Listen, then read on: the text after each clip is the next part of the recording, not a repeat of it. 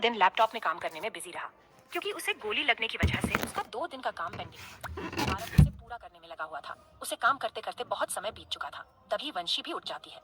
वंशी को उठा हुआ देखकर आरव अपना लैपटॉप साइड में रखता है और वंशी के पास जाकर पूछता है, वंशी बेटा, क्या आपको भूख लगी है? आरव का सवाल सुनकर वंशी अपना सिर हाँ में हिलाती है। ये देखकर आरव वंशी से कहता है, मैं पूजा ताई को कमरे में बुलाती हूँ और उनसे कहती हूँ कि वो आपको कुछ खिला दे। ऐसा कहकर वो इंटरकॉम से कॉल करके पूजा ताई को अपने कमरे में बुलाता है। थोड़ी देर के बाद जब पूजा ताई आरव के कमरे में आते हैं तो आरव वंशी को उनके हाथ में देकर वंशी को कुछ खिलाने को कहता है। आरव के बात सुनकर पूजा ताई ठीक है कहकर वंशी को नीचे लेकर चले जाते हैं। वंशी पूजा ताई के साथ नीचे आती है और उनके दिए गए खाने को खाने लगती है। थोड़ी देर के बाद खाना खाकर वीर के साथ अपना खिलौना लेकर खेलने लगती है। ऊपर कमरे में आरव को अपने लैपटॉप में काम करते करते कब सुबह से शाम हो गया उसे पता भी नहीं चला।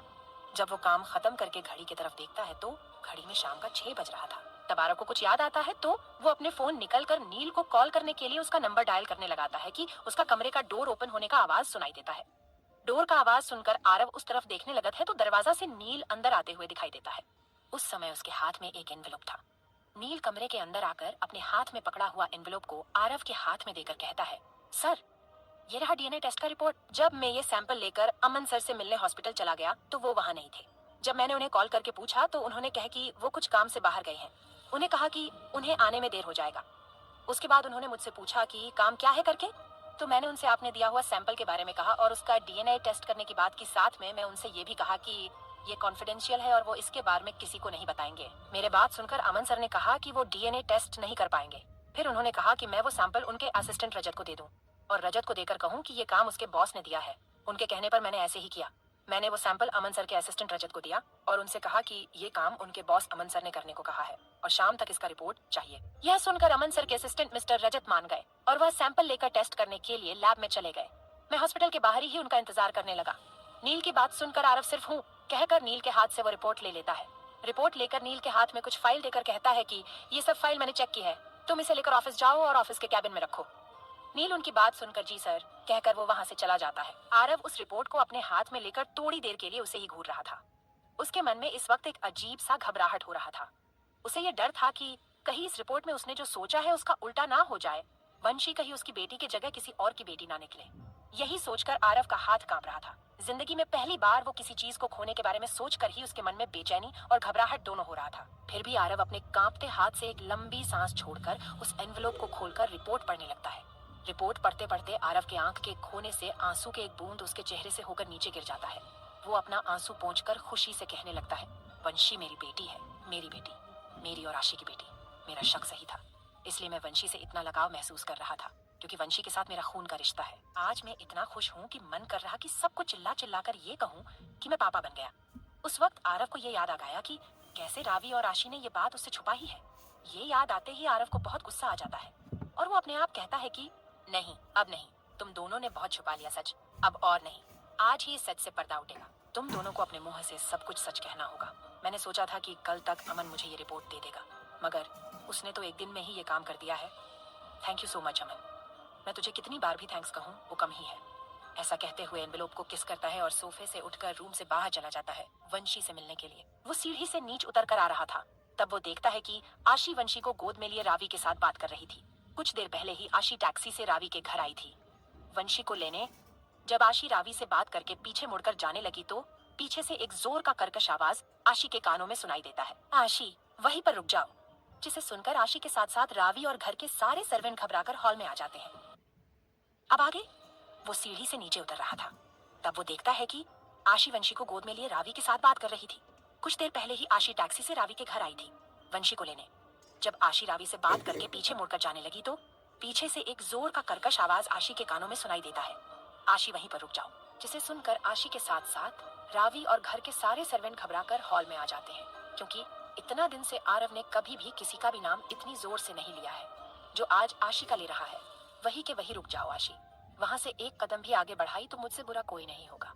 आशी डर से कांपते हुए पीछे मुड़कर देखती है तो उसे आरव गुस्से से सीढ़ियों से नीचे उतरते हुए दिखाई देता है। आशी डर से रावी की ओर देख रही थी और आंखों ही आंखों में पूछती है कि रावी, क्या हुआ तेरा भाई को?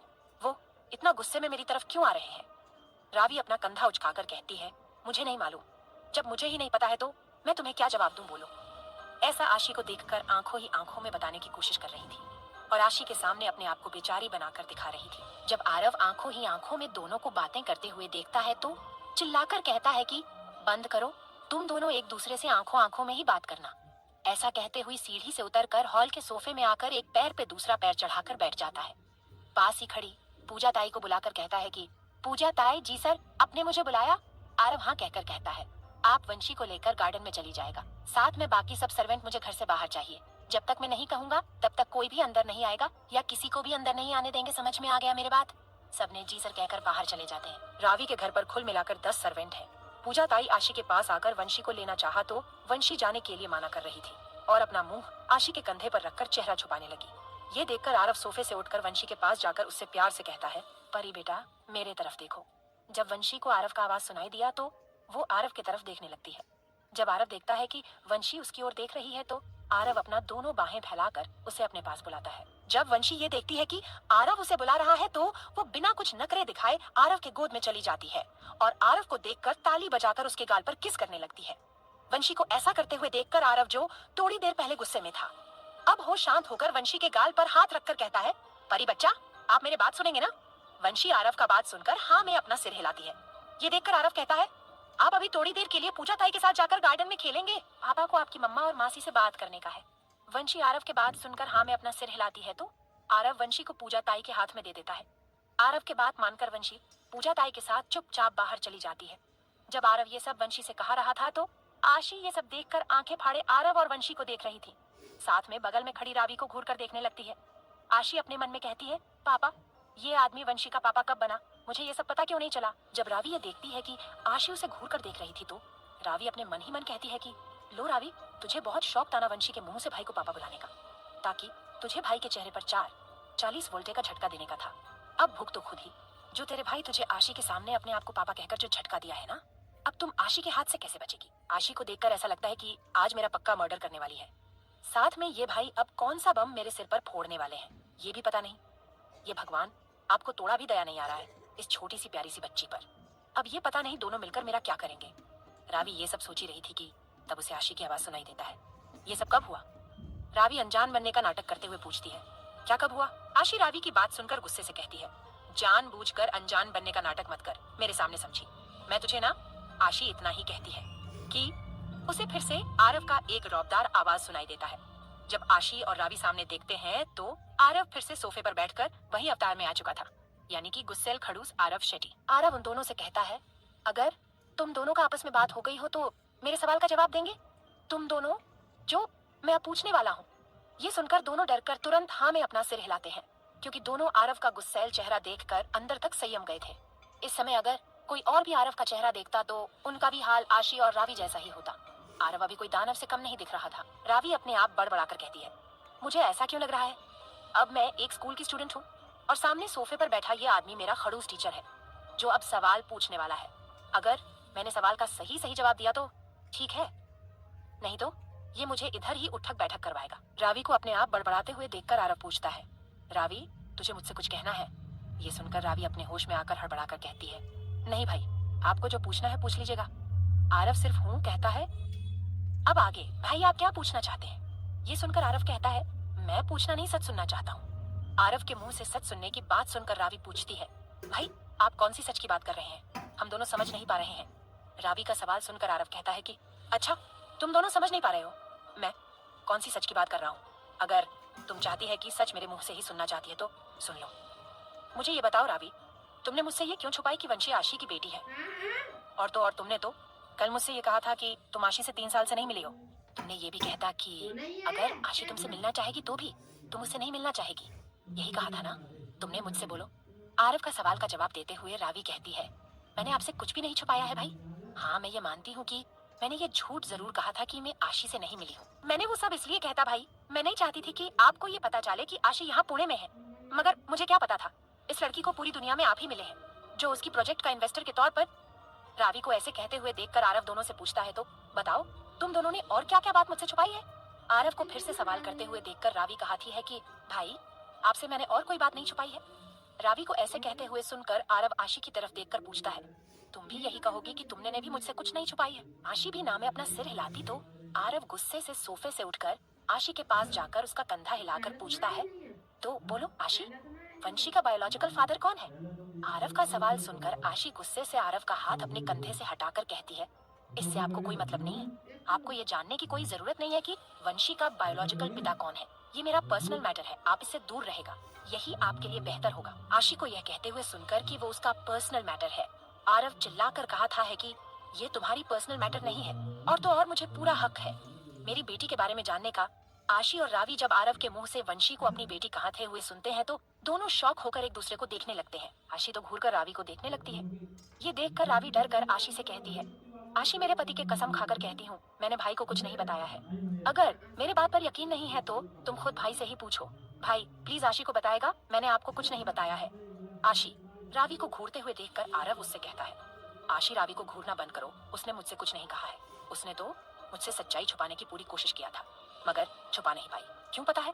ये सुनकर दोनों कंफ्यूज होकर आरव देखते हैं तो आरव कहता है, तुमने वो कहावत तो सुनी ही होगी ना, सच्चाई तुम कितना भी छुपाने की कोशिश करो, वो अपना रास्ता कहीं ना कहीं से बना ही लेता है। वही मेरे साथ हुआ। तुम दोनों ने पूरी कोशिश किया था सच्चाई छुपाने की, मगर छुपा नहीं पाए। जब आरव की बात सुनकर दोनों एक दूसरे को कंफ्यूज होकर देखने लगते हैं। ये देखकर आरव पूछता है, क्या हुआ? शौक लगा तुम दोनों को? मुझे कैसे पता चला कि वंशी मेरी बेटी है? यही जानना चाहते हो क्या तुम दोनों? रावी जल्दी जल्दी में अपना सिर हाँ में हिलाती है। रावी को सिर हिलाते हुए देखकर आरव कहा था है कि, तो सुनो रावी, तुम्हें नील ने बताया होगा ना, मैं जिस मॉल में मीटिंग अटेंड करने के लिए गया था वहाँ मुझे गोली लग गई। आरव के पूछने पर रावी फिर से हाँ में अपना सिर हिलती है। रावी को हाँ कहते हुए सुनकर आरव कहता है, वहीं पर मैंने आशी और वंशी को उसकी ऑफिस की दोस्त कनक के साथ देखा था। जब मैं मीटिंग अटेंड करके वापस आ रहा था तब एक बच्चे ने मेरे ऊपर आईसी क्रीम गिराया, जिस वजह से मेरा कपड़ा खराब हुआ। उसे साफ करने के जेंट्स बाथरूम जाकर मेरे कपड़े में लगा दाग को साफ करके वापस आ रहा था। तब मैंने एक लड़की को दूसरी लड़की के साथ वॉशरूम में झगड़ा करते सुना। तब उसके मुंह से मैंने ये सुना कि वंशी आशी की बेटी है। पहले तो मुझे ये यकीन नहीं हुआ कि अंदर वॉशरूम में जो लड़की जिसका नाम ले रही है वो कोई और नहीं, यही आशी है। जब मैंने उस लड़की को वॉशरूम से बाहर आने के बाद उसकी चेहरा देखा तो मैंने देखा कि वो कोई और नहीं आशी की दोस्त कनक थी, जो मेरे ऑफिस में इसके साथ काम करती है। ये कंफर्म करने के लिए कनक जिस लड़की की जिक्र कर रही है वो मेरी आशी है या कोई और, इसलिए मैंने कनक का पीछा किया। पीछा करके जब मैंने देखा कि फूड सेक्शन के एक टेबल पर आशी वंशी के साथ बैठी थी, कनक भी जाकर आशी और वंशी के साथ बैठकर बात करने लगी। जब मैंने वंशी के मुंह से आशी को माँ कहते हुए सुना तो एक पल के लिए मुझे झटका जरूर लगा। फिर मैंने सोच कि क्यों ना मैं आशी की सारी इन्फॉर्मेशन निकल कर ये पता करूं कि अभी अभी जो मैंने सुना है वो सच है या मेरा वहम है। फिर मैंने नील को फोन करके आशी की सारी इन्फॉर्मेशन निकलने को कहा। नील जब आशी की सारी इन्फॉर्मेशन निकलकर मेरे पास लेकर आया तो उसमें कहीं भी आशी की पति या बॉयफ्रेंड का जिक्र नहीं था। फिर मुझे शक हुआ कि कहीं वंशी मेरी बेटी तो नहीं, इसलिए मैंने मेरा शक दूर करने के लिए वंशी और मेरा डीएनए टेस्ट करवाया तो उस रिपोर्ट में मुझे पता चला कि वंशी मेरी बेटी है। रावी, तुम तो पहले ही जानती थी ना सब कुछ, फिर भी तुमने ये बात मुझसे क्यों छुपाई? बोलो रावी, क्यों छुपाई इतनी बड़ी बात? रावी तो आरव के सवाल पर कुछ नहीं बोलती है, मगर आशी इतना सुनते ही गुस्सा में जाकर आरव का कॉलर पकड़कर पूछती है कि आपका हिम्मत भी कैसे हुआ मुझसे पूछे बिना मेरी बेटी का डीएनए टेस्ट करवाने का? आपको किसने वो हक दिया है, बोलिए? आशी का सवाल सुनकर आरव अपना कॉलर छुड़ाकर गुस्से से कहता है, जैसे कि तेरी हिम्मत हुई मुझसे मेरी बेटी की बात छुपाने का। रही बात हक की, मुझे पूरा हक है मेरी बेटी का सच जानने का, समझी? मेरी बेटी का सच जानने के लिए मुझे तेरी परमिशन की जरूरत नहीं है। तुम बताओ, तुमने मुझे क्यों नहीं बताया कि मेरी एक बेटी है? ये सुनकर आशी और जोर से चिल्लाकर कहती है, क्या बताती आपको, बोलिए? ये बताती आपने मेरा रेप किया था, उस वजह से मैं माँ बन गई और आप बाप, बोलिए ये बताती? आशी का सवाल सुनकर आरव चुप हो जाता है। वहीं आरव कुछ ना बोलते हुए देखकर आशी और ज्यादा गुस्सा होती है और कहती है, चलो अगर मैंने ये बात अभी नहीं 2.5 साल पहले बताती तो क्या आप वंशी को एक्सेप्ट करते, उसे दुनिया के सामने कहते वंशी आपकी बेटी है? बोलिए। नहीं बोलते, क्योंकि 3 साल पहले वो आप ही थे ना, मुझे धमकी दिया था और मुझे मजबूर किया था सब कुछ छोड़कर जाने के लिए। भले ही आप भूल गए होंगे, मैं नहीं। आशी के मुंह जब आरव ये सुनता है कि वो वंशी को अपनी बेटी नहीं मानता, ये सुनकर आरव कहता है, आशी तुम एक बार मेरे पास आकर कहती वंशी मेरी बेटी है, मैं पूरी दुनिया को ये बात खुशी खुशी बताती। मैंने 3 साल पहले जो किया था उसके लिए तुझसे कई बार माफी मांग चुकी हूँ, मुझे एक मौका देती मेरे गुनाह को थोड़ा कम करने के लिए। आरव के बात सुनकर रावी को अपने भाई पर इतना गुस्सा आता है कि वो गुस्से से चिल्लाकर कहती है, बस कीजिए भाई, आपने जो किया है ना वो माफी मांगने से कम नहीं होता है। हाँ भाई, मुझे सब कुछ पता था, वंशी आपकी और आशी की बेटी है। आपको पता है भाई, मुझे ये सब कब पता चला? जब आप मीटिंग के लिए पुणे आए थे, उसी दिन सुबह आशी मुझे मार्केट में मिली थी, वो भी 3 साल के बाद। जब मैंने उससे पूछा कि 3 साल पहले मुझसे बिना बताए जाने का वजह क्या था, तो उसने मुझसे कहा कि उसकी मुंबई छोड़कर जाने का वजह आप थे भाई। आप थे? ये सुनकर आरव आशी को देखता है। आशी को देखते हुए देखकर रावी कहती है, हाँ भाई आप थे। अपने आशी के साथ जो घिनौना हरकत किया है उसे मुझे बोलते हुए भी शर्म आती है। आती अपने उसके साथ जबरदस्ती करके, उसे प्रेग्नेंट करके, एक बिन बिहाई माँ बनाकर उसे अपने बीमार पिता के साथ दर दर की टोकरी खाने के लिए मजबूर किया। यहाँ तक कि अपने उसे डरा धमकाकर शहर छोड़कर जाने के लिए मजबूर किया। अपने आशी के साथ वो सब करते वक्त एक बार भी ये नहीं सोचा कि जब मुझे इस बात का पता चलेगा तो मुझ पर क्या बीतेगी? बोलिए भाई, सोचा था आपने? नहीं, नहीं सोचा था ना आपने? अगर सोचा होता तो आज आप मेरे सामने खड़े होकर ये सवाल नहीं पूछते। मैं चाहती थी कि भाई, आपने जो कुछ भी आशी के साथ किया है वो सब मैं मॉम डैड को बताकर आपको कानून के हाथों सजा दिलाऊं। मगर आशी ने मुझे उसकी कसम देकर रोक दिया। मगर आज तक मैं अपने अंदर ये आग लिए बैठी थी कि मैं एक दिन जरूर आपसे ये सवाल पूछूंगी कि आपने ऐसा क्यों किया आशी के साथ। आज मुझे मौका मिला है तो बोलिए भाई, आपने ऐसा क्यों किया? ऐसा कहकर रावी अपनी आंख बंद करके फूट फूट कर रोने लगती है और रोते हुए कहने लगती है कि आई हेट यू भाई, आई हेट यू। रावी को इस तरह रोते हुए देखकर आशी भी उसके पास जाकर उसे गले मिलकर रोने लगती है। दोनों को रोते हुए देखकर आरव की आंखों में भी आंसू आ जाता है और आरव कहने लगता है कि रावी, मैं मानता हूँ मैंने जो कुछ भी आशी के साथ किया था वो बहुत बड़ा गुनाह था। जिस दिन मैंने आशी के साथ वो सब किया था उस दिन से मेरा सुख चैन सब कुछ छीन चुका था। कई बार मैंने सोचा था कि मैं आशी को ढूंढकर उससे माफी मांगू। अब आगे, जिस दिन मैंने आशी के साथ वो सब किया था उस दिन से मेरा सुख चैन सब कुछ छीन चुका था। कई बार मैंने सोचा था कि आशी को ढूंढकर उससे माफी मांगू, मगर हिम्मत ही नहीं कर पा रहा था। कहीं ना कहीं मुझे ये भी डर था कि जब मैं उससे मिलूंगा तो मैं अपना चेहरा उसे कैसे दिखाऊं। जब मैंने उसे 3 साल के बाद मेहरा कॉर्पोरेशन में देखा तो मेरा दिल मेरे बस में ही नहीं था। उसे पल भर दूर से देखने पर ही मेरे चेहरे पर एक सुकून सा आ गया था। उस वक्त मुझे पता चल चुका था कि मैं आशी से प्यार करने लगा हूँ। उसे मेरे जिंदगी में शामिल करना चाहता हूँ। मैं उसके बिना रह नहीं पाऊंगा। 3 साल से अपने आप को समझा रहा था, मगर जब मैंने आशी को 3 साल के बाद देखा तो अपने आप को रोक नहीं पा रहा हूँ। हर वो कोशिश कर रहा हूँ कि आशी मुझे माफ कर दे और मुझे एक मौका दे दे ताकि मैं अपने गुनाह का प्रायश्चित कर सकूं। आरव ऐसा कहकर अपने घुटने के बल बैठकर दोनों से माफी मांगने लगता है। आरव को माफी मांगते हुए देखकर रावी कहती है कि भाई, मैं आपको तब तक माफ नहीं करूंगा जब तक आशी आपको माफ नहीं करेगी। ऐसा कहकर रावी आशी की तरफ देखने लगती है।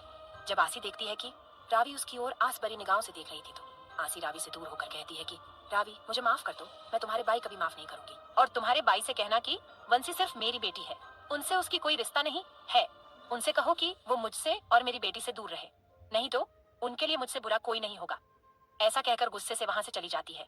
जब आरव देखता है कि आसी जा रही है तो वो नीचे से उठता है और आसी को रोकने के लिए आगे बढ़ता है। वो आसी को रोकता उससे पहले रावी आरव का हाथ पकड़कर रोककर कहती है कि उसे जाने दीजिए भाई, अभी वो बहुत गुस्से में है। इस वक्त वो आपका या किसी और का कोई बात सुनने को तैयार नहीं है। रावी अपनी आंखों से आंसू साफ करके आरव से पूछती है कि भाई, एक बात सच सच बताओ। रावी का सवाल सुनकर आरव पूछता है, क्या?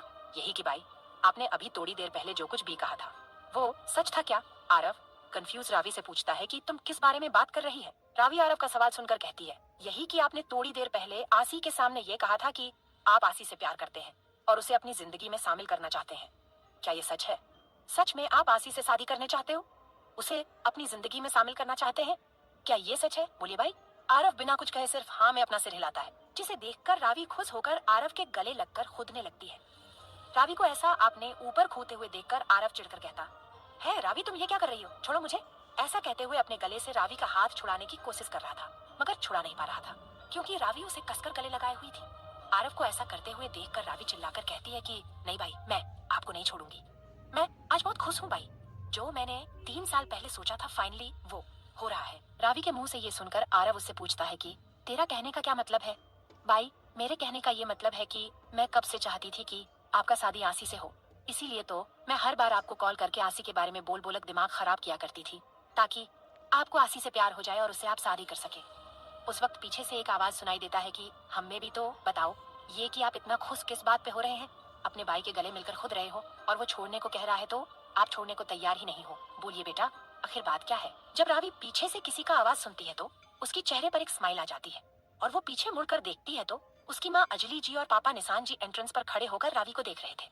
रावी अपनी मॉम डैड को देखती है तो भागकर उनके पास चली जाती है और जाकर अपनी माँ का गले मिलकर कहती है कि माँ, मैं बहुत खुश हूँ, आपको पता है माँ, भाई ने क्या कहा? रावी की बात सुनकर अजली जी नामे अपना सिर हिलाते हैं।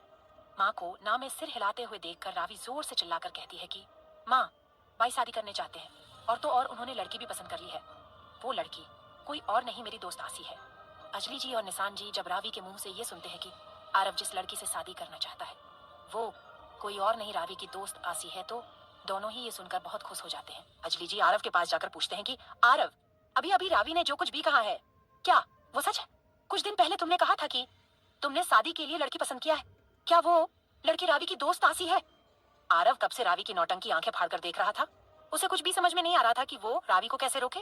वो रावी को रोकता उससे पहले ही रावी ने सब कुछ अपने मॉम डैड के सामने कहा दिया था। जब आरव माँ का सवाल सुनता है तो अपना सिर हाँ में हिलाता है। अंजलि जी खुश होकर आरव के गले मिलकर कहते हैं कि मैं बहुत खुश हूँ बेटा, ये जानकर कि आप जिस लड़की से शादी करना चाहते हैं वो कोई और नहीं आसी है, जिसे हम बहुत अच्छी तरह से जानते हैं। आसी एक बहुत अच्छी लड़की है, उससे अच्छी लड़की तुम्हारे लिए ढूंढने पर भी नहीं मिलेगी। ये सुनकर निशान जी भी अपने मन में कहते हैं कि कोई बात नहीं, इस पागल ने जो लड़की पसंद की है, शादी करने के लिए वो मेरी बेटी की दोस्त आसी है। जब से मैंने सुना है मेरे बेटे ने लड़की पसंद किया है शादी के लिए, तब से मन में डरता कि वह लड़की कौन है, कैसी होगी। कहीं मेरे बेटे ने कोई फॉरेनर को तो पसंद नहीं किया होगा, हमारे फैमिली में वो अच्छे से एडजस्ट कर पाएगी या नहीं। मगर अभी इसके मुंह से आसी का नाम सुनकर मेरे दिल को एक सुकून मिल रहा है, क्योंकि मुझे भी पता है आसी बहुत अच्छी लड़की है। तभी उन्हें अंजलि जी का आवाज सुनाई देता है तो वह होश में आते हैं और उनके बात सुनाने लगते हैं। बेटा, मुझे ये समझ नहीं आ रहा कि तुम दोनों आसी से कब मिले और अभी इस वक्त आसी कहाँ पर है। मैं भी उससे मिलना चाहती हूँ, क्योंकि उससे पूछना चाहती हूँ कि वो क्यों 3 साल पहले हमें बिना बताए मुंबई छोड़कर चली गई। आरव बेटा, तुमने फोन पे कहता कि तुम उसे शादी के लिए मना रहा है, क्या वो मान गई? अगर नहीं मानी है तो मैं और आपके पापा उनसे बात करेंगे और हम उसे मनाएंगे शादी के लिए। निशान जी भी अंजलि जी की बात पर हाँ में हाँ मिलाते हैं। रावी अंजलि जी की बात सुनकर कहती है, नहीं माँ, आप ऐसा कुछ नहीं करेंगे। आसी बाई से बहुत गुस्सा है। रावी की बात सुनकर अंजलि जी सवालिया नजर से रावी को देखने लगते हैं। अंजलि जी को सवाली नजरों से देखते हुए देखकर रावी डरते हुए कहती है, माँ मुझे आपको और पापा को एक बात, कहकर आरव को देखने लगती है। अब आगे अस्सी के घर। आसी अपने घर जाकर उसका और वंशी हाथ मुंह धोकर वंशी को हॉल में खेलने के लिए छोड़कर किचन में चली जाती है। किचन में जाकर सब्जी काटते समय आज जो कुछ भी रावी के घर पे हुआ है वो सब याद करके आसी गुस्सा और परेशान दोनों हो रही थी। आसी परेशान इसलिए हो रही थी कि वो अच्छी तरह से जानती है कि अब आरव चुप बैठने वाला इंसानों में से नहीं है। उस दिन हॉस्पिटल में उन्होंने मुझसे कह रहे थे कि वो मुझे मजबूर कर देंगे कि मैं उनसे शादी करने के लिए मान जाऊंगा। कहीं उन्हें पहले से ही पता तो नहीं चला गया था कि वंशी उनकी बेटी है?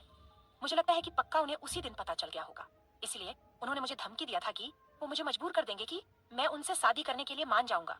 आज मैंने उनकी आंखों में वंशी के लिए बेहिंता प्यार देखा है। मुझे डर है कहीं वो वंशी को मुझसे छीन न ले। अगर ऐसा हुआ तो मैं वंशी के बिना जी नहीं पाऊंगा। मैं क्या करूं, उन्हें कैसे रोकूं? मुझे कुछ भी समझ में नहीं आ रहा है। वो पुणे आए ही क्यों? मेरी फूटी किस्मत, मुझे उसी इंसान के अंडर काम करना पड़ रहा है जिसे मैं पसंद नहीं करती हूँ, नफरत करती हूँ। उसी इंसान को रोज देखना पड़ रहा है जिस तरह 3 साल पहले सब कुछ मुंबई में छोड़ छाड़ कर अपने पापा के साथ यहाँ आ गई थी। आज वही मन कर रहा है कि यहाँ से सब कुछ छोड़कर बेटी और पापा को लेकर कहीं और रहने चली जाऊं। हे भगवान, मैं पागल हो जाऊंगी इस आरव सेट्टी की वजह से। मेरी अच्छी खासी जिंदगी चल रही थी मेरी पापा और बेटी के साथ, ये इंसान आकर सब कुछ खराब कर दिया। सूर्य को कैसे ग्रहण लगता है, ऐसे ही मेरी जिंदगी में ग्रहण बनकर आया है।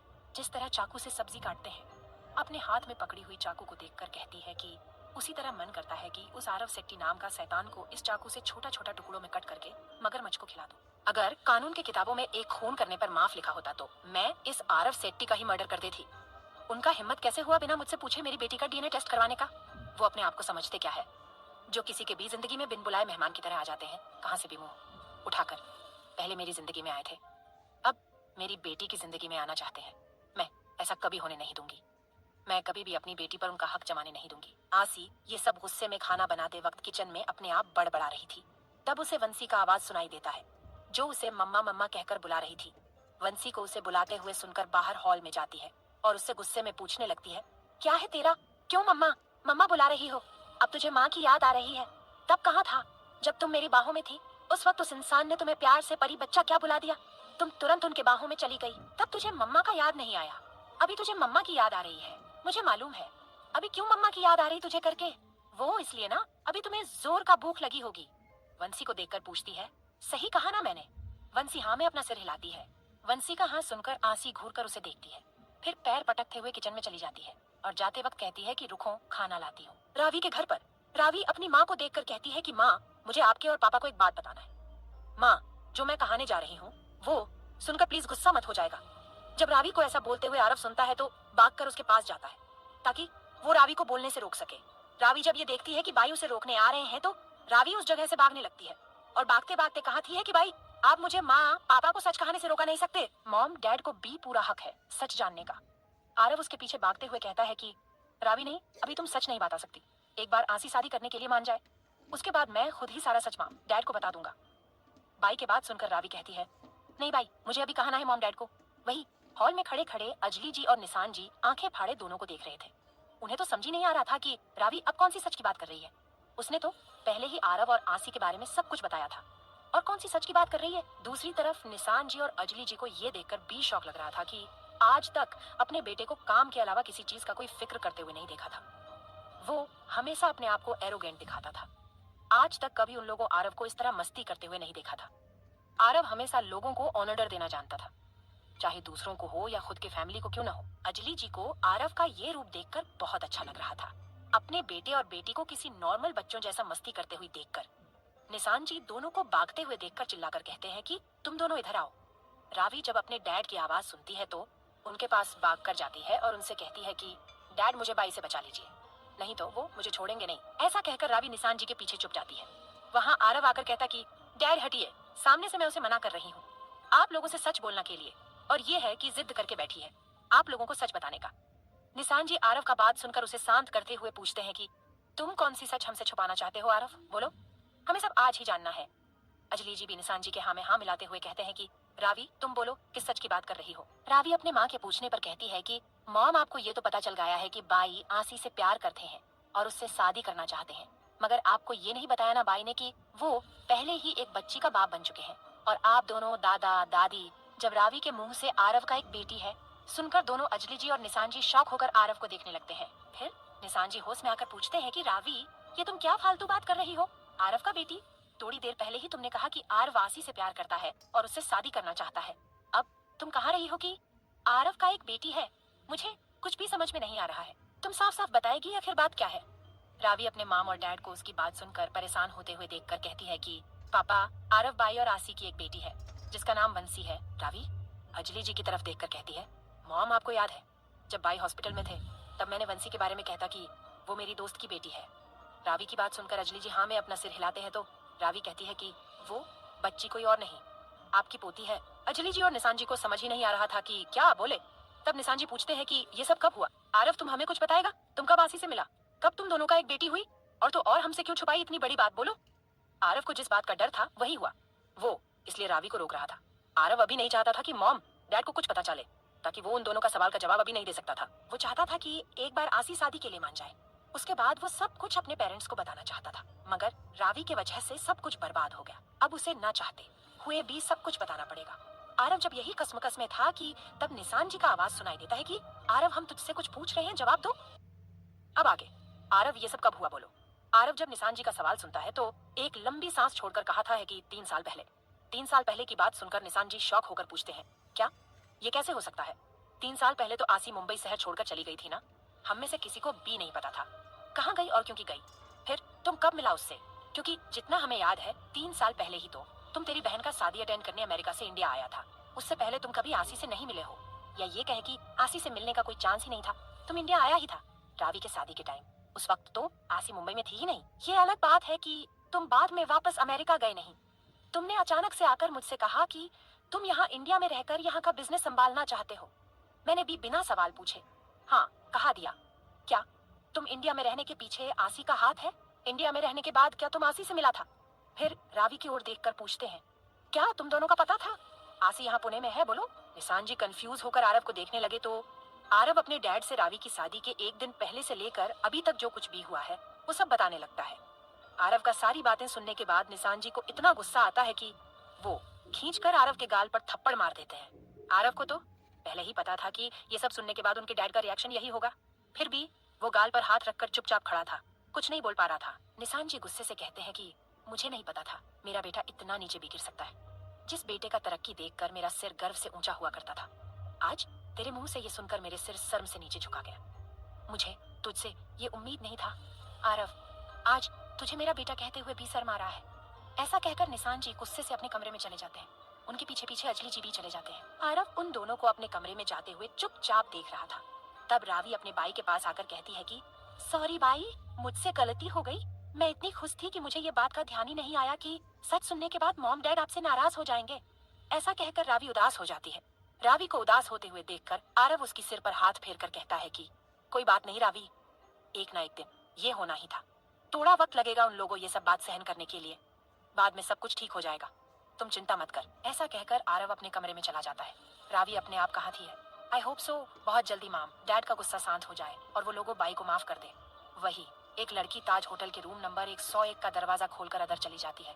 अंदर जाकर वो लड़की उस रूम में रहे लड़के को किस करने लगती है। वो लड़का पूछता है कि सानिया, तुमने मुझे यहाँ क्यों बुलाया? मैंने तुमसे कहा था ना, जब तक हमारा मकसद पूरा नहीं होता तब तक हम नहीं मिलेंगे एक दूसरे से। सानिया उस लड़के की बात सुनकर कहती है, हाँ पार्थ, मुझे अच्छे से याद है वो सब जो तुमने मुझसे कहा था, मगर मैं तुम्हें बहुत मिस कर रही थी, इसलिए मैंने तुम्हें मिलने के लिए यहाँ बुलाया है। मगर तुम तो मुझ पर गुस्सा कर रहे हो। अच्छा होता कि हम दोनों कनाडा में ही रहे थे, कम से कम मैं वहाँ तुमसे रोज मिल तो सकती थी। ऐसा कहकर नाराज हो जाती है। जब पार्थ देखता है कि सानिया को नाराज होते हुए, तो वो उसे मनाने के लिए कहता है, ऐसी बात नहीं है जान, जब तुझे मन करेगा तब तुम मुझे कॉल करके कहीं भी बुला सकती हो, क्योंकि मिस तो मैं भी तुम्हें बहुत कर रहा था। ऐसा कहकर पार्थ सानिया के लिप्स पर किस करने लगता है। दोनों का किस डीप और पैशनेट हो जाता है और दोनों बेड पे जाकर एक दूसरे को प्यार करने लगते हैं। वो दोनों पूरी रात एक दूसरे को प्यार करने लगे हुए थे। आसी के घर पर आसी वंशी को खाना खिलाकर उसे बेड पर सुला देती है, मगर आसी को नींद नहीं आ रही थी। उसे रहा रहा कर आरव का ही याद आ रहा था। कैसे वो वंशी को अपने गोद में लेकर प्यार से समझा रहा था, कैसे वंशी उनकी हर बात को सुनकर प्यार से मान जाती थी। आसी वंशी को देखकर मन ही मन कहती है कि जब मैं कुछ कहाती हूँ तो ना मैं अपना सिर हिलाती है। उस आदमी को तो पापा तक बोलने लगी है, एक नंबर की शैतान है ये लड़की। ऐसा कहकर वंशी के माथे पर किस करती है। ये सब सोचते सोचते आसी को नींद आ जाती है। आयरलैंड। जब जगदीश चड्डा को ये पता चलता है कि आरव मारा नहीं है, अभी भी जिंदा है, तो वो बौखला जाता है और वो चिल्ला चिल्ला कर कहता है कि तेरा किस्मत इतना अच्छा कैसे हो सकता है आरव, तुम हर बार मेरे वार से बच जाता है। अब मैं तुम्हें मारूंगा नहीं, बर्बाद करके छोड़ूंगा। वो सब यहाँ रहकर नहीं होगा, मुझे इंडिया जाना होगा। जगदीश चड्डा अपने असिस्टेंट को बुलाकर कहता है इंडिया जाने का और इंडिया में पुणे जाने का इंतजाम करने को कहता है। उसके बाद एक नंबर डायल करके कहता है कि मैं कल इंडिया आ रहा हूँ, शाम को मुझे होटल ताज में मिलो, मैं तुम्हारा वहाँ इंतजार करूंगा। सामने बात कर रहा आदमी ठीक है कहकर फोन रख देता है। जगदीश चड्डा फोन रखकर कहता है कि अब यहाँ आयरलैंड में रहकर तुम्हें मारने की कोशिश करने से अच्छा है कि तुम्हारे सामने रहकर तुम्हें चोट पहुंचाकर उसका मजा ले लेता हूँ। तैयार रहो आरव सेट्टी, हम बहुत जल्दी मिलेंगे। ऐसा कहकर अपनी बेटी का फोटो देखने लगते हैं। सनाया का फोटो देखकर कहते हैं कि तुम फिक्र मत करो बेटी, वो 2 बार मेरे वार से बच गया तो क्या हुआ, अब आगे से उस आरव सेट्टी को बर्बाद होने से कोई नहीं रोक सकता है। कोई नहीं, तुम देखती जाओ बेटी, मैं उस आरव के साथ क्या क्या करता हूँ। ऐसे कहकर जगदीश चड्ढा बेटी के फोटो को अपने दिल से लगा लेते हैं। अब आगे नेक्स्ट मॉर्निंग, रावी के घर सब सुबह उठकर नाश्ता कर रहे थे। तब निशान जी रावी को बुलाते हैं कि रावी बेटा। रावी जब अपने पापा को उसे बुलाते हुए सुनती है तो पूछती है, जी पापा, आपने मुझे बुलाया? निशान जी रावी का सवाल सुनकर कहते हैं, हाँ मैं तुम्हें बुला रहा हूँ। क्या तुम्हें आसी का घर का एड्रेस पता है? रावी अपने पापा को आसी का घर का पता पूछते हुए सुनकर कहती है कि हाँ पापा मुझे पता है, मगर आप पूछ क्यों रहे हैं? निशान जी रावी का सवाल सुनकर कहते हैं कि वो इसलिए बेटा, हम आसी से मिलकर कुछ बात करना चाहते हैं, क्योंकि जो मेरे बेटे ने आसी के साथ जो कुछ भी किया है उस गुनाह में हम भी उतनी ही भागीदार है जितना तुम्हारा भाई है। अगर हमने हमारे बेटे को अच्छी परवरिश दिए होते तो वो इस तरह घिनौना हरकत करने से पहले 1000 बार सोचता। हम उस बच्चे को देखना चाहते हैं और हाथ जोड़कर माफी मांगने के साथ ये देखना चाहते हैं कि इतना सब कुछ होने के बाद भी कैसे वो बच्ची ने एक और बच्ची को जन्म देकर उसका पालन पोषण कर रही है, ये जानते हुए भी कि बिना शादी के एक बच्चे को जन्म देकर वो दुनिया में बदनाम हो जाएगी, दुनिया वाले उसे तरह तरह के ताने देंगे। ये सब जानने के बाद भी एक बच्ची को जन्म देकर पालन पोषण कर रही है रावी। और एक बात, ये सुनकर रावी पूछती है, जी पापा बोलिए, तेरे भाई से कहना कि कल वो उस बच्ची से शादी करे या ना करे। मगर उसकी बेटी फिर रावी की तरफ देखकर पूछते हैं कि क्या नाम बताया तुमने आसी की बेटी का? अपने पापा के बात सुनकर रावी कहती है कि पापा, आसी की बेटी का नाम वंशी है। निशान जी हाँ में सिर हिलाकर कहते हैं कि हाँ वंशी, वही हमारे सेठी खानदान की पहली पोती कहाँ लाएगी? निशान जी ऐसा कहकर नाश्ते की टेबल से उठकर रावी से कहते हैं कि रावी बेटा चलो, हमें आसी के घर लेकर चलो। रावी अपने पापा को आसी के घर लेकर जाने की बात कहते हुए सुनकर कहती है कि मगर पापा, आसी थोड़ी देर के बाद यही आएगी वंशी को छोड़ने के लिए, तब आपको आसी से जो भी बात करना है कर लीजिएगा। निशान जी रावी की बात सुनकर कहते हैं, नहीं, हम आसी के घर जाकर ही उससे बात करेंगे। तुम उसे फोन करके कहो कि हम अभी उसके घर आ रहे हैं, उससे कहो कि वो घर पर ही हमारा वेट करे। रावी निशान जी के बात सुनकर हाँ में अपना सिर हिलाती है और हाथ में अपना फोन पकड़कर आसी को कॉल करने लगती है। रिंग जाने के बाद जब आसी फोन उठाकर हेलो कहती है तो रावी, हेलो आसी, आज तुम मेरे घर मत आना, क्योंकि मेरे मॉम डैड तेरी घर आकर तुझसे मिलना चाहते हैं। अभी वो मेरे घर से निकल रहे हैं, थोड़ी देर में पहुंच जाएंगे। रावी बिना आसी का जवाब सुने जल्दी में फोन रख देती है, क्योंकि रावी नहीं चाहती थी कि आसी उससे कोई सवाल पूछे। रावी खुद आसी के घर जाकर उसे सब कुछ बताकर उसे समझाना चाहती थी, क्योंकि वो नहीं चाहती थी कि आसी उसे गलत समझे। निशान जी और रावी के बीच ये सब बात चल ही रहा था कि आरव बिना कुछ कहे चुपचाप नाश्ता करते हुए उन दोनों का बात सुन रहा था। वो चेयर से उठकर कहता है कि डैड, आप लोग आसी के घर नहीं जाएंगे। आरव की बात सुनकर निशान जी उसे घूर कर देखते हैं और गुस्से से कहते हैं कि मैंने तुमसे कोई राय नहीं मांगा है। मुझे क्या करना चाहिए और क्या नहीं करना चाहिए वो मुझे तुमसे पूछने की जरूरत नहीं है। बेहतर यही होगा कि तुम आसी को शादी के लिए मनाओ, चाहे इसके लिए तुम्हें आसी का पैर पर गिरकर माफी क्यों ना मांगना पड़े। तुम वो भी करोगे, मुझे कोई फर्क नहीं पड़ता है। इससे तुम्हारा इमेज पर क्या असर पड़ेगा। मैं बस इतना चाहता हूँ कि वो मेरे घर की बहू बने। अपने पापा के बात सुनकर आरव कहता है कि उसकी पैर पकड़ने की नौबत नहीं आएगा डैड, मैं उसे मना लूंगा। मैं मानता हूँ मैंने जो कुछ भी किया है वो गलत है। मेरा भी एक बहन होने के बावजूद मुझे ऐसा करने के बारे में सोचना भी नहीं चाहिए था। फिर भी मैंने ऐसा संगीन अपराध किया है। मैं इसके लिए आसी से 1000 बार भी माफी मांगने के लिए तैयार हूँ, मगर मैं उसे मेरे जिंदगी से दूर जाने नहीं दूंगा डैड। मैं उससे बहुत प्यार करता हूँ। मुझे अपने आप पर पूरा यकीन है कि मैं उसे मना कर रहूंगा। निशान जी आरव का सारी बात सुनकर कहते हैं, ये अच्छी बात है कि तुम अपनी गलती मानकर उससे शादी करना चाहते हो, मगर ये भी याद रहे तुम उस बच्ची के साथ कोई जोर जबरदस्ती नहीं करोगे। अगर ऐसा करने के बारे में तुमने सोचा भी तो मैं ये भूल जाऊंगा कि तुम मेरे बेटे हो। मैं तेरा वो हाल करूंगा कि जो तुमने सोच भी नहीं होगा। भले ही दुनिया वालों ने तुझे अभी किंग का टाइटल दिया हो, मगर ये तुम कभी मत भूलना कि तुझसे पहले का किंग में था। आरव अपने डैड के बात सुनकर हाँ मैं अपना सिर हिलाता है, क्योंकि आरव अच्छे से जानता है कि भले ही उसके डैड बिजनेस से दूर है, फिर भी लोगों के अंदर उनका खौफ उतना ही है जितना पहले हुआ करता था। निशान जी आरव को देखकर कहते हैं कि फिर भी हम जाएंगे, क्योंकि मुझे मेरी पोती से मिलना है, वो भी अभी के अभी। मैं यहाँ बैठकर आसी का और इंतजार नहीं कर सकता हूँ। मुझे मेरी पोती को देखने का है, वो कब आएगी, कब मैं उसे गले से लगाऊंगा।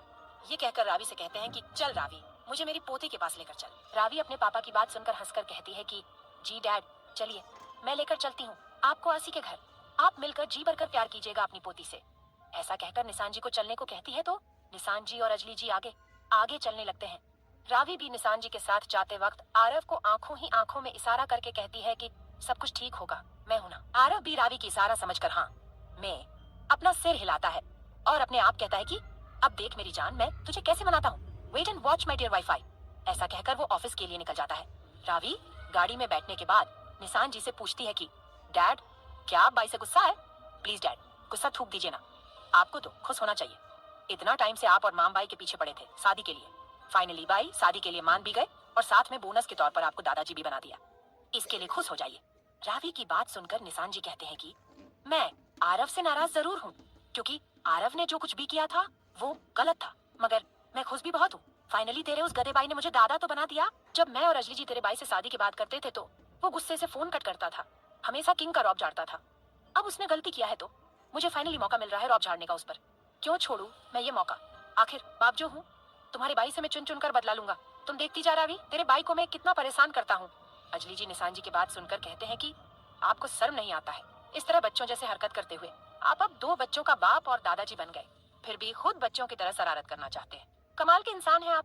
दुनिया में चश्मा लगाकर ढूंढने पर भी आप जैसा शरारत पिता नहीं मिलेंगे। निशान जी अजली जी के बात सुनकर हंसकर कहते हैं कि मैं क्यों नहीं कर सकता बच्चों के साथ शरारत। उम्र हुआ तो क्या हुआ, किस किताब ने लिखा है उम्र होने के बाद सीरियस होना चाहिए?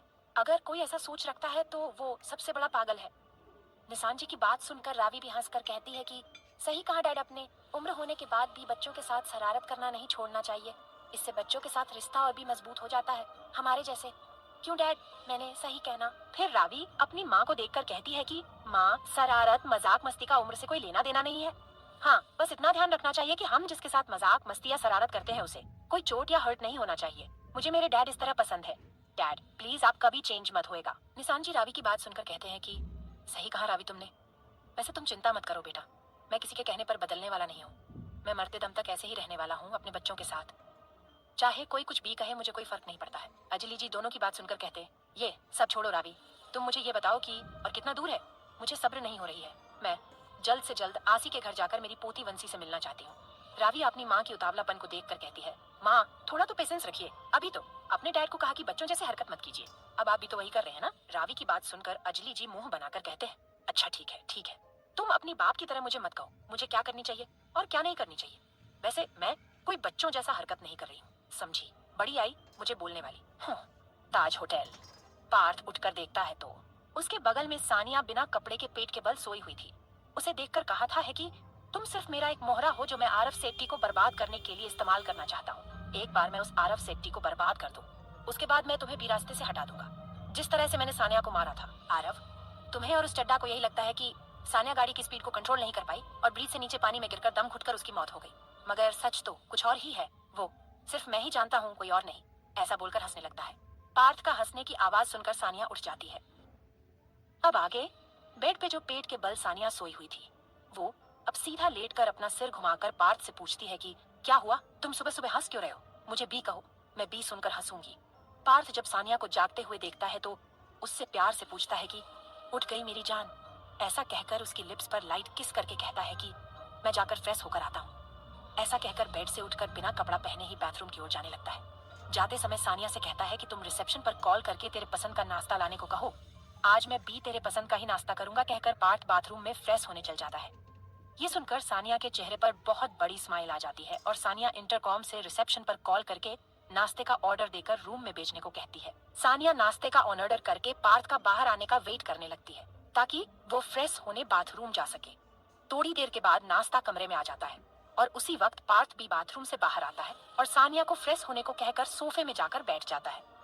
थोड़ी देर के बाद सानिया बी फ्रेश होकर बाथरूम से बाहर आती है और दोनों साथ में मिलकर नाश्ता करने लगते हैं और नाश्ता करके अपने अपने घर के लिए निकल जाते हैं, आसी के घर पर। आसी को जब से रावी का कॉल आया है और रावी ने ये कहा है कि उसकी मॉम डैड उससे मिलना चाहते हैं, तब से वो परेशान होकर हॉल में इधर से उधर चक्कर काट रही थी। उसे ये समझ नहीं आ रही है कि अकल आंटी उसे क्यों मिलना चाहते हैं और उसे क्या बात करना चाहते हैं। कहीं उन लोग को मेरे और आरव के बारे में पता तो नहीं चल गया? कहीं वो लोग मुझसे ये कहने को नहीं आ रहे हैं ना मैं वंशी को उन लोगों को दे दूं, क्योंकि वंशी उनकी खानदान की वारिस है? कहीं उन लोग वंशी को लेने तो नहीं आए हैं ना? ऐसा हुआ तो मैं साफ साफ माना कर दूंगी, भले ही उन लोगों को मेरी बात बुरा लगे, मगर मैं अपनी बेटी को किसी को नहीं दूंगी। मैं वंशी को किसी को नहीं दूंगी।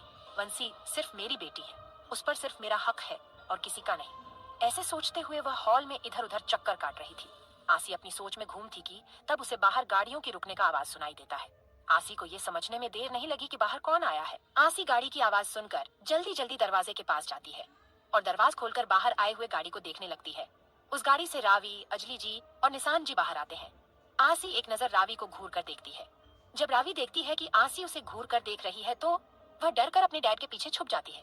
फिर आसी रावी के मॉम डैड को देखकर उनके पास जाकर उन्हें प्रणाम करके उन लोग का पैर छूकर उनसे आशीर्वाद लेती है। आशीर्वाद लेने के बाद उन लोगों को अदर आने को कहकर उनके आगे जाने लगती है। निशान जी, अजली जी और रावी आसी के पीछे पीछे उसके घर के अदर जाने लगते हैं। रावी अदर जाते हुए अपने मन में कहती है कि अब पता नहीं गुस्से में आसी मेरे साथ क्या करेगी। हे भगवान, क्यों हर बार मैं ही फंस जाती हूँ? मैं आपका क्या बिगाड़ा है जो आप मेरे साथ इस तरह कर रहे हैं? आसी उन लोग को घर के अदर लेकर आने के बाद उन लोगों को सोफे पर बैठने को कहकर कुछ पीने को लाती हूँ बोलकर अदर जाने लगती है तो निशान जी उसे रोकते हुए कहते हैं कि आसी बेटा, हमें कुछ नहीं चाहिए, हम अभी अभी नाश्ता करके आए हैं बेटा। आप इधर मेरे पास आकर मेरे बगल में बैठो बेटा, हमें आपसे कुछ बात करने का है। आसी निशान जी की बात सुनकर अपना सिर हाँ में हिलाकर निशान के पास जाकर उनके बगल में सिर नीचे करके बैठ जाती है। निशान जी जब आसी को अपने बगल में बैठा हुआ देखकर प्यार से उसके सिर पर हाथ फेरकर पूछते हैं कि तुम कैसी हो बेटा? निशान जी का सवाल सुनकर आसी कहती है कि अक्ल, मैं ठीक हूँ। आप? फिर अजली जी को देखकर पूछती है, आप दोनों कैसे हैं? आसी का सवाल सुनकर निशान जी कहते हैं कि हम दोनों भी ठीक है बेटा। बेटा, हम आपसे बहुत नाराज हैं, मगर उससे पहले हम यहाँ आपसे माफी मांगने आए हैं बेटा। ये सुनकर आसी कंफ्यूज होकर निशान जी से पूछती है, अक्ल, आप किस बात के लिए माफी मांग रहे हैं? आसी का सवाल सुनकर निशान जी कहते हैं कि बेटा, हमें सब कुछ पता चल चुका है। ये सुनकर आसी हैरान होकर रावी को देखने लगती है। रावी को देखते हुए देखकर निशान जी आसी से कहते हैं कि उसे मत देखो बेटा, मुझे उसने कुछ नहीं कहा है। मुझे मेरे बेटे ने तेरे साथ जो कुछ भी किया है वह सब बताया है। 3 साल पहले आपके साथ मेरे बेटे ने जो कुछ भी किया वो बहुत बड़ा गुनाह था। ये बात आपने हमें क्यों नहीं बताया बेटा? क्या हम आपके कुछ नहीं है? हम पर आपको यकीन नहीं था। मैं आपको भी मेरी बेटी मानता हूँ। मेरी बेटी के साथ गलत हुआ, उस बेटी ने मुझसे आकर बताना जरूरी नहीं समझी, उसके बजाय सब कुछ छोड़कर जान सही समझा। क्यों किया आपने ऐसा बेटा? क्या हम आपके अपने नहीं हैं? एक बार अगर हमें बताती तो उसी दिन मेरे बेटे को मेरे साथ से सजा देता बेटा। आसी की तरफ अपने दोनों हाथ जोड़कर कहते हैं कि हमें माफ कर दो बेटा, हम हमारे बेटे को एक अच्छी परवरिश नहीं दे पाए। अगर दिया होता तो हमारा बेटा तेरे साथ वो सब नहीं करता जो उसने तेरे साथ किया है। अगर तुम चाहती हो कि हमारे बेटे ने तेरे साथ जो कुछ भी किया है उसके लिए उसे कानून से सजा मिले तो हम तेरे साथ है बेटा। जरूर हम उसको सजा दिलाने में आपका साथ देंगे। बस तुम एक बार हमसे बोलकर देखो, हम उसे सजा दिलाने में पूरी मदद करेंगे। हमें कोई फर्क नहीं पड़ता है। कल मेरे बेटे की सच्चाई सुनकर दुनिया वाले हमें कुछ भी कहे, मैं बस इतना चाहता हूँ कि तुझे इंसाफ मिले। कल को कोई और आरव सेट्टी जैसा पैदा ना हो। कल को कोई इंसान उस तरह का गिरी हुई हरकत करने से पहले 1000 बार सोचे। निशान जी के बात सुनकर आसी के आंखों में आंसू आ जाती है। वो अपने आंसू पोंछते हुए कहती है कि इसकी कोई जरूरत नहीं है अकल। बस मुझे ये सुनकर खुशी हुई कि आप मेरे लिए अपने बेटे के खिलाफ जाना चाहते हैं, उन्हें सजा दिलाना चाहते हैं। आप जैसा पिता हर बेटे को मिले ताकि वो गुनाह करने से पहले 100 बार सोचे। आसी की बात सुनकर निशान जी उसे गले से लगाकर उसकी माथे पर प्यार से किस करके कहते हैं कि जीती रहो बेटी, कभी भी अपने आप को अकेली मत समझाना, मैं हूँ आपके साथ। बेटा क्या मैं आपसे एक विनती कर सकता हूँ? आसी उनके बात सुनकर कहती है कि हाँ अकल बोलिए। बेटा क्या तुम मेरे उस नालायक बेटे से शादी करके घर की बहू बनकर आ जाएगी ताकि उसे सुधार सके? मैं ये नहीं कह रहा हूँ कि तुम उसे माफ करो, बस मैं इतना चाहता हूँ कि उसे एक मौका दे दो उसका गलती सुधारने का। मैं ये इसलिए कह रहा हूँ कि उस प्यारी सी बच्ची को माँ और पिता दोनों का प्यार मिल। अगर तेरी इजाजत हो तो क्या हम अपनी पोती से मिल सकते हो? उसे अपने सीने से लगा सकता हूँ। आसी निशान जी के बात सुनकर कहती है कि अक्ल मैं आपके बेटे से नाराज जरूर हूँ, लेकिन मैं ये भी जानती हूँ मैं चाहकर भी मेरी बेटी को आप लोगों से दूर नहीं कर सकती हूँ। जितना हक मुझे मेरी बेटी पर है उतना ही हक आप दोनों को अपनी पोती पर है। जाइए अक्ल मिल लीजिए उस छोटी सी शैतान से। मगर वो अभी सोई है कमरे में, अगर जागी होती तो आप भी उसकी शैतानी देख सकते थे। आसी की बात सुनकर रावी कहती है कि हाँ पापा बहुत शैतान है वो, इतनी सी है मगर अपनी मासी को परेशान करने का एक भी मौका नहीं छोड़ती है। वो आराम से सोई है, जबकि मैं उसकी मॉम और डैड के बीच में चक्की में जैसे आटा पिसते हैं वैसे ही मैं बाई और दोस्त के बीच पिस रही हूँ, वो भी उस छोटी सी शैतान की वजह से। ऐसा कहकर रावी कमरे में जाने लगती है तो आसी रावी का हाथ पकड़कर उसे रोककर कहती है कि रावी तुम बाद में वंशी से मिलना, मुझे अभी तुझसे बहुत जरूरी बात करनी है। फिर आसी निशान जी और अजली जी को देखकर कहती है आप लोगों जाकर वंशी से मिल लीजिएगा, मैं रावी को थोड़ी देर के बाद भेज देती हूँ। निशान जी आसी की बात सुनकर हाँ में अपना सिर हिलाते हैं। ये सुनकर रावी चिल्लाकर कहती है कि नहीं डैड, आप इतनी बड़ी जालिम नहीं हो सकते हैं जो आपकी होने वाली बहू के हाथों मेरा मर्डर करवाना चाहते हो। आसी रावी की बात सुनकर घूरकर उसे देखती है और उसे खींचकर अपने साथ किचन में लेकर चली जाती है। अब आगे आसी के घर पर रावी की बात सुनकर निशान जी और अजली जी हंसकर वंशी को देखने के लिए उसकी कमरे में चले जाते हैं। कमरे में जाकर बेड पर सोई हुई वंशी को देखकर खुश हो जाते हैं। अजली जी वंशी के सिर पर प्यार से हाथ फेरते हुए उसे देखकर आंखों में आंसू लिए निशान जी से कहते हैं कि मैंने कभी नहीं सोचा था कि हमें इतनी प्यारी पोती मिलेगी, ये बिल्कुल हमारे बेटे आरव जैसे दिखती है। मैं आज इतनी खुश हूँ कि आपको बता भी नहीं सकती हूँ निशान। कब से मैं इस दिन का इंतजार कर रही थी, कब आरव का बच्चा होगा और कब मैं उसे अपनी गोद में खिलाऊंगी। आपको पता है निशान, मैं जब भी आरव की शादी के बारे में सोचती थी तब मेरे मन में एक ही बात आती थी कि आरव की शादी के बाद उसका पहला बच्चा एक लड़की हो। आज भगवान ने मेरी मांग पूरी कर दिया। मैं मुंबई जाकर पहला काम यही करूंगी कि सिद्धि विनायक मंदिर जाकर बप्पा को प्रसाद चढ़ाऊंगी मेरी पोती की आने की खुशी में। अजली जी की सारी बात सुनकर निशान जी भी वंशी को देखकर कहते हैं कि बिल्कुल नहीं। उनकी बात सुनकर अजली जी कंफ्यूज होकर पूछते हैं कि क्या नहीं? अजली जी को कंफ्यूज होते हुए देखकर निशान जी कहते हैं कि यही कि मेरी पोती आपके सड़े हुए बेटे जैसे बिल्कुल नहीं दिखती है। आपका बेटे तो हमेशा अपने चेहरे पर कोल्ड एक्सप्रेशन देकर सबको डराता रहा था। मेरी पोती को देखिए कितनी प्यारी है, सोते हुए भी कितनी प्यारी दिखती है। इसे देखकर किसी को भी प्यार करने का मन करेगा, न कि आपके बेटे को देखकर लोग डर कर मुंह फेरते हैं वैसे नहीं। आपके बेटे का दोस्त अमन ने आपके बेटे को ठीक ही नाम रखा है, जहरीला नाग। आपके बेटे के मुंह से हमेशा साहद नहीं जहरी ही निकलता रहा था है, हमेशा किसी न किसी को डसने को तैयार रहा था है। खबरदार मेरी पोती को आप अपने बेटे से कंपेयर किया तो। अजली जी भी निशाना जी की बात सुनकर नाराज होकर कहते हैं कि आप हमेशा मेरे बेटे के पीछे क्यों पड़े हैं, हमेशा उसे भला बुरा कहते रहते हैं। अगर आज के बाद अपने मेरे बेटे को कुछ भी कहा ना, मुझसे बुरा कोई नहीं होगा। वही किचन में आसी रावी को किचन में लेकर आई और उसे दीवार से सटाकर रावी के गले के पास चाकू रखकर आसी पूछती है कि बता अकल आंटी को किसने बताया? जितना मैं तेरे भाई को जान गई हूँ उससे तो मुझे एक ही बात पता चली है, वो है कि तेरा भाई तो बताने से रहे और बची है सिर्फ तुम। बोलो ये सब तेरा किया दारा है ना? बोलो रावी, जो मैं बोल रही हूँ वो सब सच है ना? और तो और तुम अभी बाहर अकल से क्या बोल रही थी? मैं उनकी होने वाली बहू हूँ और मैं तेरा मर्डर करूंगी, ये तुझे किसने कहा? मैं तेरे भाई से शादी करूंगी करके। तुम ना सपना देखती रहो, ऐसा कभी नहीं होगा। मैं तेरे भाई से कभी शादी नहीं करूंगी। आसी रावी से ये सब बोली रही थी कि रावी आंखें बढ़ा करके आसी को ही देख रही थी। जब आसी देखती है कि रावी कुछ नहीं बोले रही है, एकदम चुप है, तो आसी उससे पूछती है कि तुम चुप क्यों हो? रावी आसी का सवाल सुनकर आंखों ही आंखों में इशारा करके कहती है कि पहले जो मेरी गले में चाकू रखा है उसे तो निकाल। रावी का इशारा समझकर आसी उसकी गले से चाकू निकलकर हाथ बांध करके गुस्से से पूछती है अब चुपचाप बता अकला आंटी को किसने बताया? मुझे सच सच बता। अगर झूठ बोलने की तुमने कोशिश की तो हाथ में चाकू को दिखाकर अभी सिर्फ गले के पास रखा था। अगर तुमने सच नहीं बताया तो इस बार सच में तेरी मौत मेरे हाथों होना तय है। तुझे मुझसे कोई नहीं बचा सकता। उसके बाद न्यूज़पेपर में हेडलाइन आएगा तेरी फोटो के साथ कि मशहूर बिजनेस किंग आरव सेट्टी के बहन रावी सेट्टी को उसकी दोस्त ने बेरहमी से चाकू से गला काटकर मार डाला। रावी को देखकर आसी पूछती है कि क्या तुम यही चाहती है, कल की न्यूज़पेपर में ये आए? नहीं ना। आसी की बात सुनकर रावी मुंह बनाकर ना में अपना सिर हिलाकर जोर जोर से खांसने लगती है और खांसते हुए कहती है कि तेरी जैसी दोस्त रहेगी तो दुश्मन की किसी को जरूरत ही नहीं पड़ेगी। क्या तुझे शर्म नहीं आई? अपनी बेस्ट फ्रेंड की गले में चाकू रखते हुए बोल। रावी की सवाल सुनकर आसी कहती है कि बिल्कुल मुझे शर्म नहीं आई है, क्योंकि मैंने शर्म को माँ के पेट से बाहर आते वक्त ही बेच कर आई हूँ, इसलिए मैं अब बेशर्म हो चुकी हूँ। अब बता, सच या कुछ और भी सुनने का है? मेरी मुंह से बोलो।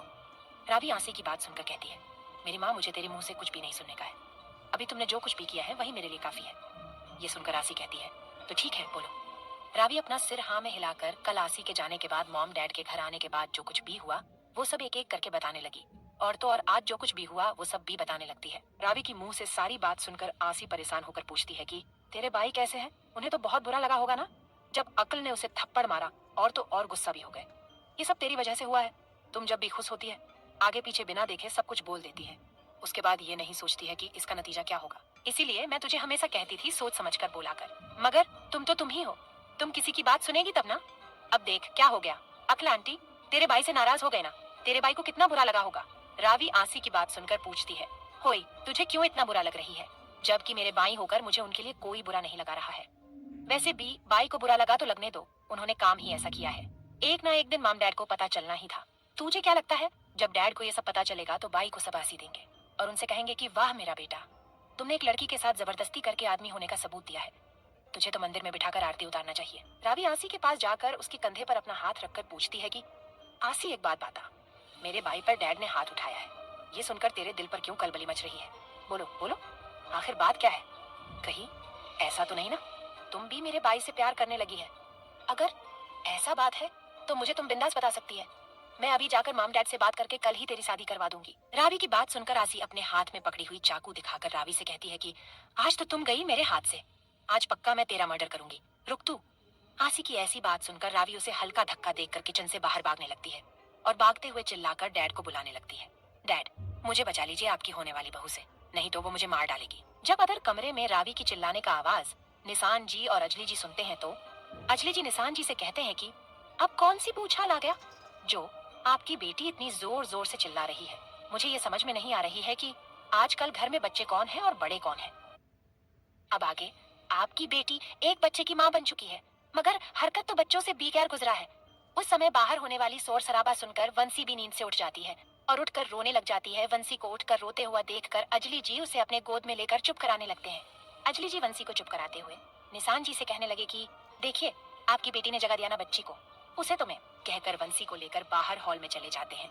जब अजली जी और निशान जी बाहर हॉल में जाकर देखते हैं तो आसी हाथ में चाकू लिए रावी के पीछे भाग रही थी और रावी चिल्लाकर इधर से उधर भागते हुए कहती है, आसी ये क्या कर रही, तुम मेरी जान नहीं ले सकती हो क्या, तुम भूल गई मैं तुम्हारी प्यारी सी दोस्त हूँ। ऐसे कहते हुए हाथ में जो बी मिल रहा था उसे उठाकर आसी की ओर फेंक रही थी। आसी उसे बचते हुए रावी के पीछे पीछे भाग रही थी उसे पकड़ने के लिए। जब वंशी मासी की चिल्लाने की आवाज सुनती है तो रोना बंद करके उसकी मासी की ओर देखने लगती है और देखती है कि उसकी माँ और मासी एक दूसरे के पीछे भाग रहे थे। उन लोगों को एक दूसरे के पीछे भागते हुए देखकर वंशी हंसने लगती है। अजली जी जब वंशी को हंसते हुए देखते हैं तो वो बिना कुछ कहे सुनाए दोनों को भागते हुए देख रहे थे। जब रावी तीनों को देखती है तो वंशी को देखकर उसे बुलाकर कहती है कि ये छोटी शैतान तुम हंस रही है, तेरी माँ काली के रूप धारण करके हाथ में चाकू लिए मुझे मारने आ रही है और तुझे ये देखकर हंसी आ रही है। शटी कॉर्पोरेशन। आरव आज बहुत गुस्से में था। मीटिंग हॉल में एकदम सन्नाटा था। बॉस का गुस्सा देखकर कोई कुछ बोलने की हिम्मत ही नहीं कर पा रहे थे। आरव फाइल देखकर सबको चिल्लकर डांट रहा था और कुछ लोगों को तो जॉब से भी निकाल दिया था। सब एम्प्लॉय नील की ओर देख रहे थे और एक ने तो धीरे से पूछ भी लिया, नील सर आज किसने बॉस को इतना गुस्सा दिलाया है जो बिजली की तरह हम पर बरस रहे हैं? नील उस एम्प्लॉय के बात सुनकर धीरे से कहता है, एकदम चुप हो जाओ, कहीं ऐसा ना हो जाए कि ये बिजली अभी तुम पर ही ना बरस पड़े। नील के ये बात सुनकर वो एम्प्लॉय डरकर चुप होकर बैठ जाता है। उसी वक्त नील का फोन बजने लगता है। जब फोन रिंग होने की आवाज सुनकर आरव और बी ज्यादा गुस्से से चिल्लाकर पूछता है कि किसका फोन रिंग कर रहा है? मैंने कितनी बार कहा है मीटिंग के वक्त मुझे किसी भी प्रकार का डिस्टर्बेंस नहीं चाहिए। किसकी इतनी हिम्मत हुई मेरी बात टालने का? नील जब आरव का बात सुनता है तो डरकर अपना थूक निकल कर कहता है कि सर मेरा फोन रिंग कर रहा है। ऐसा कहकर फोन देखता है तो फोन में आए हुए नंबर को देखकर कहता है कि सर ये मिस सानिया कपूर की असिस्टेंट मिस मीना कॉल कर रही है। सर क्या मैं ये कॉल उठाकर बात करूं? आरव जानता था कि नील के फोन पर ऑफिस के काम के अलावा किसी का बी कॉल नहीं आता है। आरव उसे फोन अटेंड करने को कहता है। नील मीटिंग हॉल से बाहर जाकर फोन अटेंड करके हेलो कहता है तो सामने से सानिया की असिस्टेंट मीना हेलो कहकर कहती है कि मिस्टर नील, सानिया कपूर आपके बॉस से मिलना चाहती है। हम इस वक्त आपके ऑफिस के लॉबी में खड़े हैं। क्या आपके बॉस अभी फ्री है? अगर अभी फ्री है तो क्या सानिया उनसे मिल सकती है? मीना की बात सुनकर नील कहता है कि मिस मीना, 1 मिनट होल्ड पे रखिएगा, मैं सर से पूछता हूँ, अभी वो मीटिंग में है। कहकर हॉल के अंदर जाकर आरव के पास जाकर पूछता है कि सर, मिस सानिया आई है, नीचे ऑफिस के लॉबी में आपका इंतजार कर रही है, क्या मैं उन्हें ऊपर आने को कहूँ? आरव नील का बात सुनकर सिर्फ हाँ कहता है और फिर मीटिंग कंटिन्यू करने को कहता है। नील आरव का हाँ सुनकर कॉल में मिस मीना से ऊपर आकर वेटिंग रूम में बॉस का वेट करने को कहता है। क्योंकि आरव इस वक्त मीटिंग में बिजी था, मिस मीन नील की बात सुनकर हाँ कहकर फोन रखती है और सानिया से कहती है कि मैडम, मिस्टर शेट्टी के असिस्टेंट नील सर ने कहा कि मिस्टर शेट्टी अभी मीटिंग में है, हमें वेटिंग रूम में जाकर उनका वेट करने को कहा है।